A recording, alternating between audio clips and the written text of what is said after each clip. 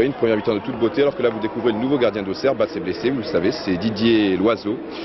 Ouvrez la cage à l'oiseau, regardez-le s'envoler, c'est beau mes enfants si vous voyez le petit oiseau s'envoler. Enfin vous ne le verrez pas souvent dans cette première mi-temps.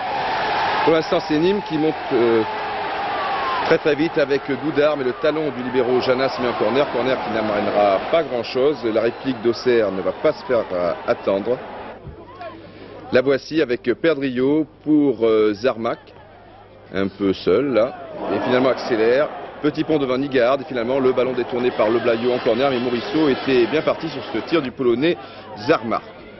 Lantier, toujours très bon, avec cette belle patte gauche. Perdriau, là-bas il a vu Ferreri qui donne très intelligemment en retrait pour Lantier et qui est revenu, et finalement c'est la tête de Sirvan qui détourne et non Morisseau, contrairement à ce que l'on pouvait croire à la suite de ces images. Auxerre qui connaît un bon passage et qui domine pour l'instant.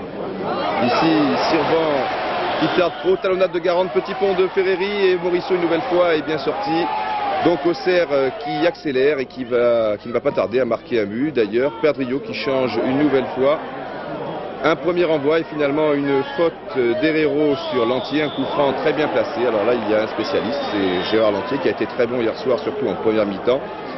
En deuxième mi-temps, nous y reviendrons tout à l'heure. Talonnade de Zarmac pour le gaucher Lantier. Il y avait un trou, Lantier l'a vu et Morisseau ne pouvait pas grand chose. 1-0 pour Auxerre à la 23e minute, c'est assez logique. Mais Nîmes va très bien se reprendre, puisque 3 minutes plus tard, à la suite de ce long ballon de Le Blaillot, Nigard donne très intelligemment également en retrait pour Herrero qui en demi-volée ne laisse aucune chance à l'oiseau qui s'est pourtant bien envolé.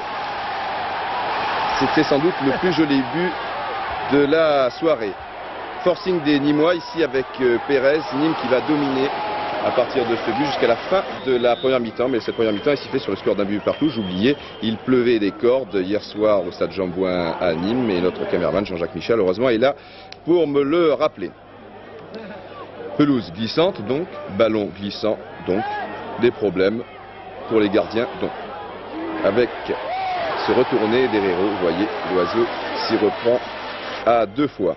Nîmes qui va largement dominer cette deuxième mi-temps et qui aurait d'ailleurs mérité la victoire. Bonne tête de Cuibens, reprise d'Herrero contrée par Locoli. Ce sera comme ça pendant toute cette deuxième mi-temps, sauf en fin de partie où tout de même les joueurs nîmois sont fatigués et Auxerre en profite pour accélérer un peu avec Ferreri, Barré qui se met bien en position de tir. Et là, bravo Morisseau, car juste auparavant il y avait un rebond.